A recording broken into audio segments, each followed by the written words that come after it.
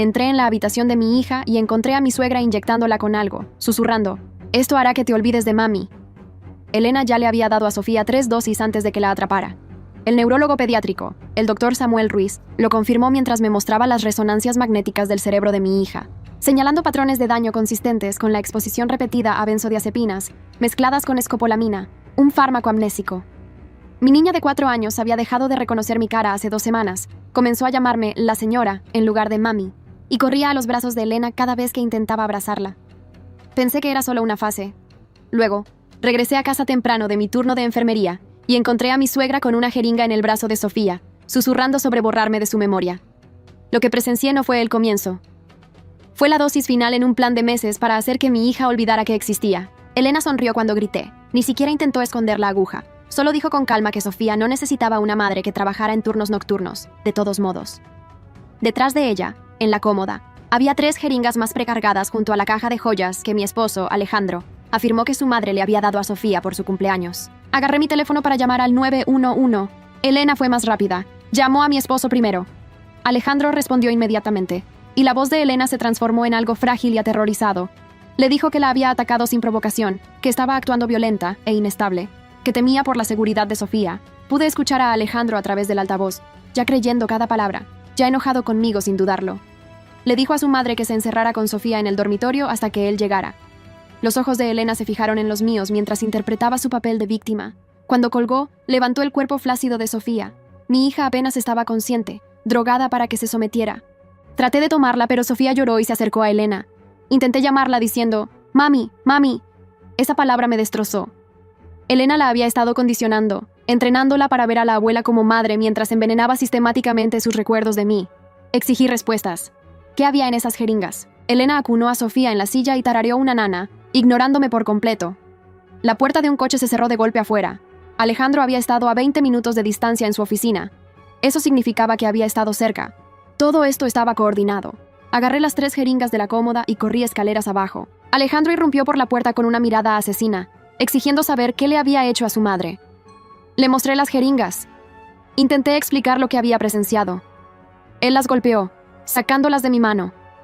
Se dispersaron por el suelo de madera, la evidencia rodando bajo los muebles. Alejandro me dijo que estaba sufriendo un colapso, que necesitaba irme de inmediato antes de que llamara a la policía. Elena apareció en las escaleras sosteniendo a nuestra hija inconsciente. El rostro de Alejandro se suavizó. Le dijo a su madre que llevara a Sofía a un lugar seguro. Dijo que Sofía necesitaba un hospital, no la casa de Elena. Por un segundo, Alejandro miró la forma flácida de nuestra hija y pensé que me escucharía. Luego Elena habló con esa voz herida y temblorosa. Afirmó que yo había estado haciendo acusaciones. Le dijo a Alejandro que le había confesado el mes pasado que estaba perdiendo la cabeza por el estrés laboral. Yo nunca dije eso. Nunca dije nada parecido. Pero Alejandro le creyó al instante. Él siempre le creía. Me agarró del brazo. Me arrastró lejos de las escaleras mientras Elena salía con mi hija. Grité para que la detuviera. Para que viera las jeringas en el suelo. Para que viera lo que realmente estaba sucediendo. Me retuvo mientras su madre se alejaba en el coche. Con Sofía. Cuando el coche desapareció, Alejandro me soltó y me dijo que hiciera una maleta. Me quería fuera esa noche. Recogí las jeringas con manos temblorosas, 3 viales de líquido transparente que habían estado destruyendo la vida de mi hija.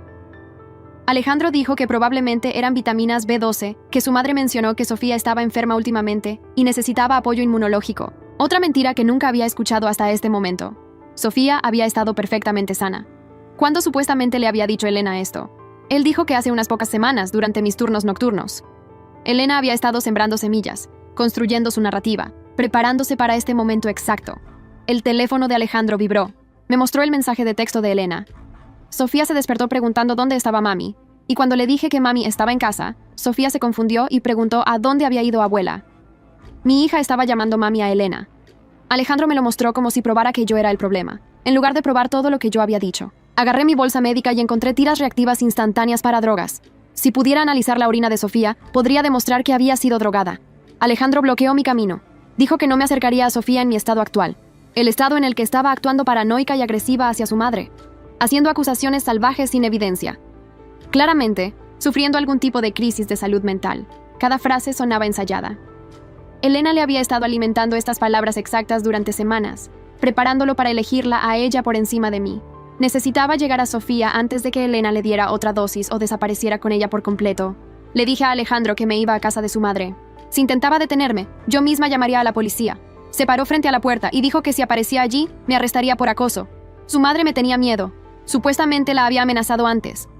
Alejandro no pudo proporcionar detalles. Solo repitió que Elena se sentía insegura cerca de mí y que necesitaba mantenerme alejada. Mi teléfono estaba en la mano de Alejandro. Se lo pedí de vuelta para al menos llamar a mi hermana, Carla. Alejandro se desplazó por mis llamadas recientes. Me preguntó por qué había llamado a la oficina del médico de Elena 3 veces ayer. Había estado tratando de averiguar si Elena tenía recetas que pudieran explicar las jeringas. La recepcionista no me dijo nada. Alejandro dijo que esto probaba que había estado acosando a su madre y a sus proveedores médicos, que estaba obsesionada. Me devolvió el teléfono, pero se quedó con las llaves de mi coche. Carla llegó 20 minutos después y nos encontró en un enfrentamiento. Le mostré las jeringas. Ella era farmacéutica. Reconoció inmediatamente que algo andaba mal. Le dijo a Alejandro que esto no era B12. La viscosidad y la presentación eran incorrectas. Eran compuestos personalizados, de una farmacia especializada. Alejandro afirmó que tal vez Elena los consiguió en una clínica de bienestar. Carla pidió documentación. Carla guardó las jeringas en una bolsa y dijo que las llevaríamos al laboratorio del hospital para su análisis. Alejandro intentó negarse, pero Carla se puso fría. Le dijo que si nos detenía, ella misma llamaría a la policía y denunciaría peligro infantil. Condujimos a mi hospital. La colega de Carla realizó un análisis urgente. 40 minutos después, la técnica de laboratorio salió con una expresión de preocupación.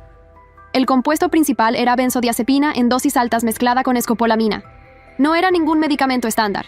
Esto estaba específicamente formulado para la supresión de la memoria. Preguntó dónde conseguimos esto. Le dije que mi suegra había estado inyectando a mi hija de 4 años. Él cogió su teléfono. Estaba legalmente obligado a informar esto.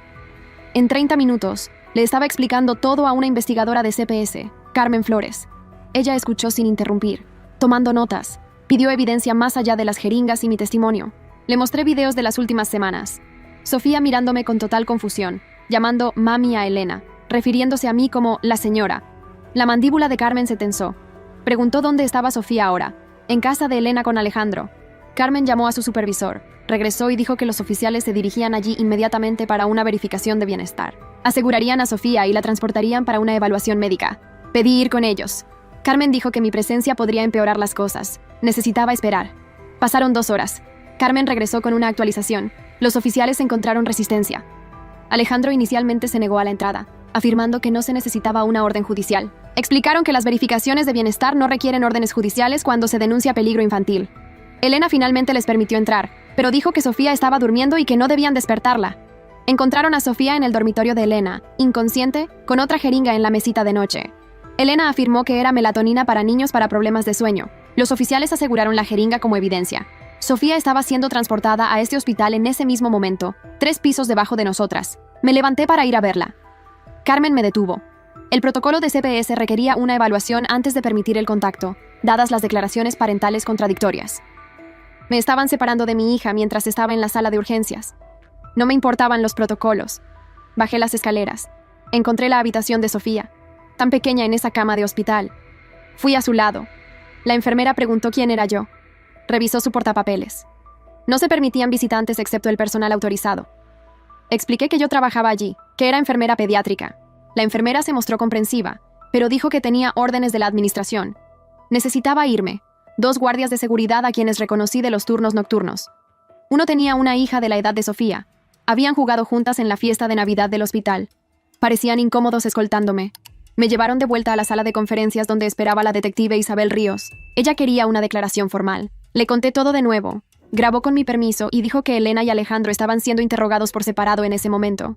Elena afirmó que yo tenía un historial de inestabilidad mental, que había estado haciendo acusaciones falsas durante meses, que había tenido demasiado miedo de decirle a Alejandro lo mal que se había puesto.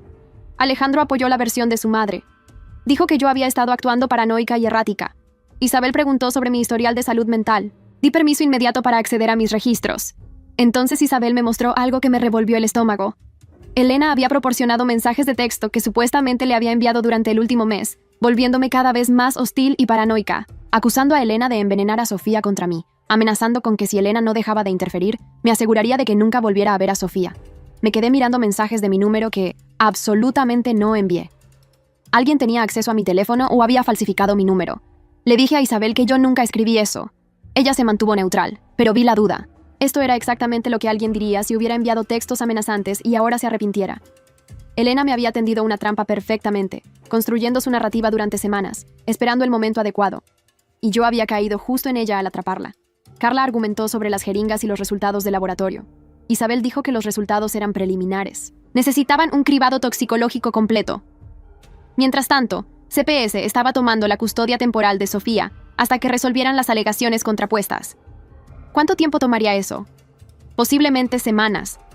Mi hija estaba inconsciente por haber sido drogada por su abuela, y CPS estaba tratando esto como una disputa de custodia en lugar de intento de asesinato. Dije exactamente eso. Isabel me dijo que tuviera cuidado con las acusaciones que aún no podía probar. Que el intento de asesinato era grave y requería evidencia seria. Los resultados toxicológicos llegaron 2 días después.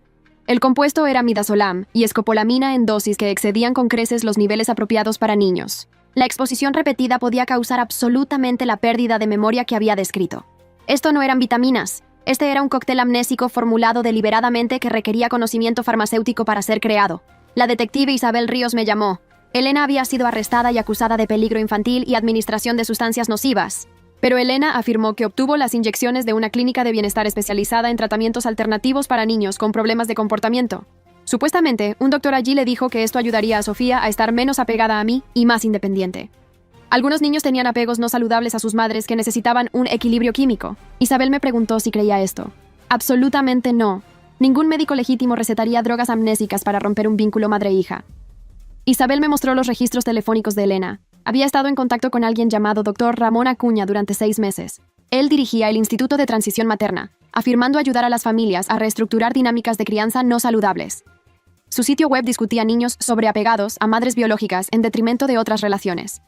Supuestamente, sus tratamientos redistribuían el apego apropiadamente entre los miembros de la familia. Pseudociencia insana presentada en lenguaje médico profesional. Estaban investigando a Acuña, pero él alegó secreto médico, negándose a dar información sobre el tratamiento de Elena. Necesitaban una orden judicial, que se presentó esa mañana y se esperaba dentro de 2 días. Elena había sido liberada bajo fianza pagada por Alejandro. Se le ordenó no tener contacto con Sofía, pero estaba libre para ir a casa. Alejandro la había sacado de la cárcel incluso después de todo lo revelado. Isabel dijo que Alejandro todavía apoyaba a su madre, afirmando que Acuña la había manipulado para que pensara que estaba ayudando. Sofía se despertó el día 3. Finalmente se me permitió verla con la supervisión de CPS a cargo de Laura. Abrió los ojos, miró a su alrededor confundida. Luego su mirada se posó en mí. Por un horrible momento, nada. Solo me miró como a una extraña. Luego algo cambió y dijo, «Mami», con incertidumbre, probando la palabra. Empecé a llorar, fui a su cama, tomé su mano, me dejó, pero no me devolvió el apretón. La supervisora, Laura, observó atentamente. Sofía preguntó dónde estaba la abuela. Dije que la abuela no podía visitarla. Intenté consolarla, pero se apartó. Seguía preguntando por Elena. Laura documentó todo. Después de 20 minutos, terminó mi visita porque Sofía estaba demasiado angustiada. Me estaban separando de mi hija porque mi suegra había logrado drogarla para que me olvidara y se vinculara con ella. El neurólogo pediátrico, el doctor Samuel Ruiz, explicó que la combinación de drogas fue diseñada específicamente para interrumpir la formación y recuperación de la memoria, particularmente los recuerdos emocionales y los lazos de apego. Las dosis repetidas durante meses habían interferido significativamente con la capacidad de Sofía para reconocerme y vincularse conmigo. Los cerebros de los niños eran notablemente plásticos. Con el tiempo y sin más exposición, los recuerdos naturales de Sofía deberían regresar, pero tomaría meses, posiblemente con lagunas permanentes del periodo de drogadicismo. La orden judicial para los registros de Acuña reveló el horror. Había estado dirigiendo este programa de transición materna durante 8 años, trabajando con decenas de familias donde abuelas, padres o parientes querían reducir el vínculo de un niño con su madre. Sus protocolos detallaban la eliminación gradual del apego materno a través de drogas, condicionamiento conductual y manipulación psicológica. Elena había seguido su programa exactamente, comenzando con dosis pequeñas mientras se posicionaba como cuidadora principal. Las notas de Acuña me describían como una obstrucción a la reestructuración familiar óptima y recomendaban protocolos de disolución de memoria acelerada para acelerar la transición de Sofía de un apego materno a un abuela materno. Escrito como tratamiento médico legítimo en lugar de abuso orquestado. Estaban arrestando a Acuña por practicar la medicina sin la licencia adecuada, ya que sus credenciales provenían de una universidad en línea no acreditada. Estaban investigando si otras familias habían tenido resultados similares. Acuña había tratado a 34 familias en 8 años. 34 niños drogados para olvidar a sus madres.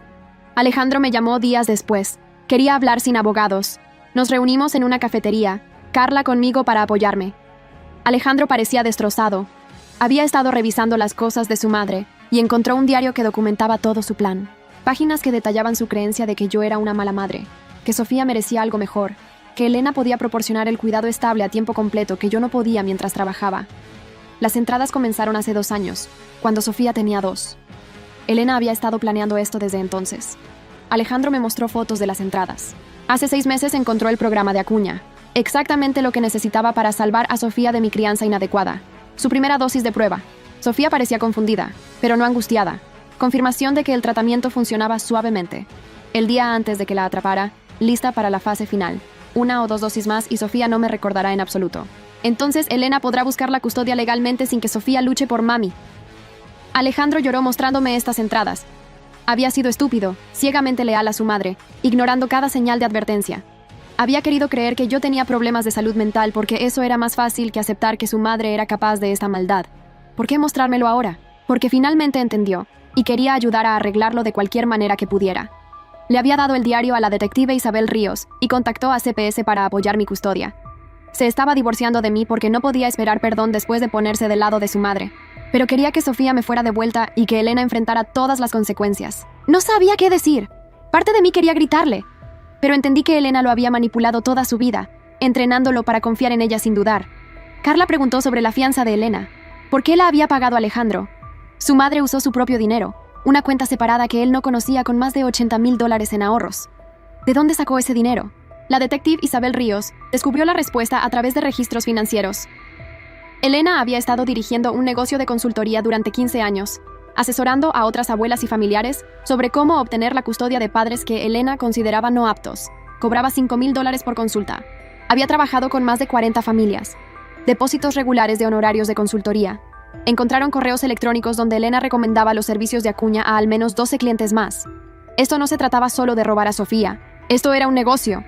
Elena había monetizado la destrucción de los lazos madre-hijo durante más de una década. Los foros en línea mostraban a Elena publicando bajo seudónimos, dando consejos sobre cómo documentar la insuficiencia de las madres, construir casos para la custodia de los abuelos, poner a los padres en contra de las madres sembrando dudas. Cientos de publicaciones que abarcaban años entrenando a miembros de la familia para socavar sistemáticamente a las madres. Algunas publicaciones mencionaban intervenciones médicas, con enlaces a la clínica de Acuña. La toxicología completa de la jeringa encontrada en casa de Elena mostró una dosis aún más potente que la que se encontró inicialmente. El doctor Samuel Ruiz revisó los niveles y dijo que si Elena hubiera administrado esa dosis, podría haber causado daño neurológico permanente. No estaba tratando de que Sofía me olvidara temporalmente. Esa dosis podría haber destruido la capacidad de Sofía para formar apegos seguros alguna vez. Elena estaba dispuesta a dañar permanentemente el cerebro de su nieta para ganar. Los cargos se elevaron a intento de lesiones corporales graves y abuso infantil con intención de causar lesiones graves. Acuña fue acusado como cómplice. Su clínica fue clausurada y sus activos congelados. La Junta Médica investigó cómo había operado 8 años sin ser denunciado. Parte de la respuesta, las familias pensaron que estaban recibiendo atención legítima. Abuelas y padres que llevaban a los niños creían genuinamente en sus credenciales y afirmaciones de que el sobreapego materno era tratable. Querían creer porque justificaba alejar a los niños de las madres que les desagradaban. CPS me permitió visitas supervisadas 3 veces por semana. Cada visita era dolorosa.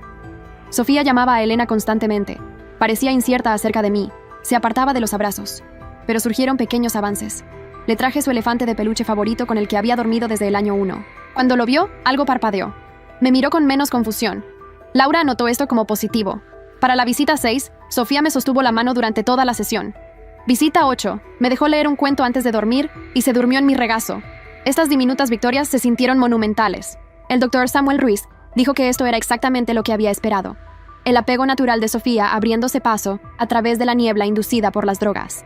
Su cerebro recordaba incluso si su mente consciente no estaba segura. Otro mes o 2 antes de que los recuerdos regresaran por completo. Más tiempo para que la conexión emocional se reparara por completo. El juicio de Elena comenzó 4 meses después de que la atrapara. La fiscalía presentó evidencia abrumadora. El diario de Elena, registros financieros que mostraban su negocio de consultoría, el testimonio del doctor Samuel Ruiz sobre el daño neurológico, los registros de Acuña que detallaban el programa de transición materna. La defensa de Elena afirmó que ella creía genuinamente que estaba ayudando, que Acuña la manipuló, que ella también era su víctima. La fiscalía destruyó esto con entradas de diario que mostraban que ella sabía exactamente lo que estaba haciendo. Investigó los efectos de las drogas, calculó las dosis y el momento para maximizar la pérdida de memoria, mientras evitaba síntomas obvios. La defensa llamó a testigos de carácter que la describieron como una abuela dedicada y un pilar de la comunidad. La fiscalía llamó a madres que habían perdido la custodia siguiendo el consejo de Elena, padres entrenados para documentar los errores de sus esposas para las batallas de custodia. Una madre testificó que Elena le dijo que grabara en secreto la rabieta de su hija en la tienda de comestibles para mostrarla a un juez como evidencia de inestabilidad mental. Otra testificó que Elena entrenó a su exmarido para llamar a CPS repetidamente con informes de negligencia falsos hasta que el sistema se llevó a los niños. El patrón era innegable. Elena había pasado una década enseñando a la gente cómo destruir a las madres y robar a los niños. El jurado deliberó 3 horas. Culpable de todos los cargos. Elena no mostró emoción. Alejandro no estaba en la sala. No podía ver a su madre condenada, aún sabiendo que se lo merecía. El juicio de Acuña resultó en veredictos de culpabilidad por 23 cargos. Los registros mostraron programas similares para otros tipos de reestructuración familiar. Ayudar a los padres a alienar a las madres, reemplazar a los padres biológicos con padrastros, borrar los recuerdos de la familia de nacimiento de los niños adoptados, más de 60 familias tratadas en 8 años, al menos 40 niños drogados. La mayoría de las familias ahora investigadas por CPS. La audiencia de sentencia de Elena estaba abarrotada. Madres cuyos hijos ella había ayudado a robar, padres manipulados por su consejo, abuelos que habían pagado por consultas y se arrepentían. Me senté en primera fila con Carla y Alejandro. Sofía estaba con el doctor Montoya, demasiado joven para esto. El fiscal solicitó un máximo de 18 años dada la gravedad y el número de familias perjudicadas. La defensa solicitó clemencia basada en la edad y la falta de antecedentes penales. El juez preguntó si Elena quería hablar. Se puso de pie, se alisó el cabello, se enfrentó a la sala. En cambio, dijo que había dedicado su vida a ayudar a las familias. Lamentaba que la corte no entendiera la importancia de su trabajo. Los niños necesitaban estabilidad y cuidado adecuado. A veces eso significaba reestructurar apegos no saludables. Dijo que había ayudado a decenas de niños a encontrar mejores hogares con miembros de la familia, con crianza superior. Estaba orgullosa de ese trabajo, amaba a Sofía y solo quería lo mejor. Me miró directamente durante esto. Ningún remordimiento en sus ojos, solo la convicción de que tenía razón. La respuesta del juez fue fría. Elena había causado un daño incalculable, monetizado el abuso infantil y lo había llamado ayuda. La completa falta de remordimiento demostró que seguía siendo peligrosa. Sentenciada a 15 años, sin posibilidad de libertad condicional por 10. Elena tendría 73 años en la primera elegibilidad. Probablemente moriría en prisión. La expresión de Elena finalmente se resquebrajó al escuchar la sentencia. Lágrimas reales, no manipuladoras. Comprendiendo las consecuencias por primera vez. La seguridad la sacó esposada. Alejandro se llevó la cabeza a las manos y lloró. Ninguna satisfacción, ningún alivio, solo agotamiento. 2 años después, Sofía tenía 6. Sus recuerdos de antes del drogadicismo habían regresado en su mayoría, aunque quedaban lagunas y nunca se recuperaría completamente de ellas. No podía recordar su tercer cumpleaños o nuestras vacaciones en la montaña cuando tenía 3. Esos recuerdos borrados químicamente antes de la consolidación a largo plazo. Pero ahora me recordaba como madre. Confiaba en mí por completo. Mostraba un apego saludable. Todavía veíamos al doctor Montoya 2 veces al mes. Sofía a veces tenía pesadillas sobre agujas o sobre estar perdida sin poder encontrarme. Manifestaciones del trauma incluso sin memoria consciente de los hechos. Le expliqué en términos apropiados para su edad, que la abuela tomó malas decisiones y tuvo que irse. Que la abuela estaba enferma en su cerebro, de maneras que lastimaban a la gente, y que ella estaba segura. Sofía preguntó si la abuela volvería. No, hasta que Sofía sea adulta y pueda decidir por sí misma. Sofía dijo que no creía que quisiera ver a la abuela porque la abuela había dado miedo. Le dije que nunca tendría que ver a nadie que la hiciera sentir insegura. Alejandro y yo finalizamos el divorcio. Él pagó la manutención y tenía visitas supervisadas cada 2 fines de semana.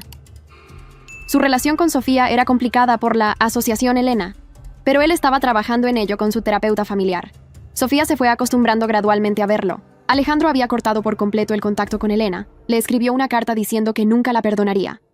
La investigación sobre el negocio de Elena condujo a 17 otros casos penales en 6 estados. CPS revisó cientos de acuerdos de custodia influenciados por su consejo. Algunos niños fueron devueltos a sus madres. Otros eran demasiado mayores o habían formado apegos estables, y forzar el cambio sería traumático. Las consecuencias legales y psicológicas tomarían años. Varias madres cuyos hijos fueron tomados permanentemente me contactaron para formar un grupo de apoyo. Nos reuníamos mensualmente compartiendo experiencias, apoyándonos mutuamente a través del complejo dolor de perder tiempo con los niños, debido a las intrigas de Elena. Algunas recuperaron a los niños, pero lucharon con relaciones dañadas. Otras perdieron a los niños permanentemente, aprendiendo a vivir con esa pérdida. Todas llevábamos la rabia por un sistema que permitió a Elena operar durante tanto tiempo, creyendo su actuación mientras ignoraban las advertencias de las madres. Empecé a trabajar a tiempo parcial en lugar de tiempo completo para pasar más tiempo con Sofía. La tensión financiera valió la pena para reconstruir nuestro vínculo y crear nuevos recuerdos para reemplazar los robados. Hicimos cosas comunes: hornear galletas, ir a parques, leer cuentos antes de dormir. Cada momento normal se sentía precioso. Porque casi pierdo la oportunidad.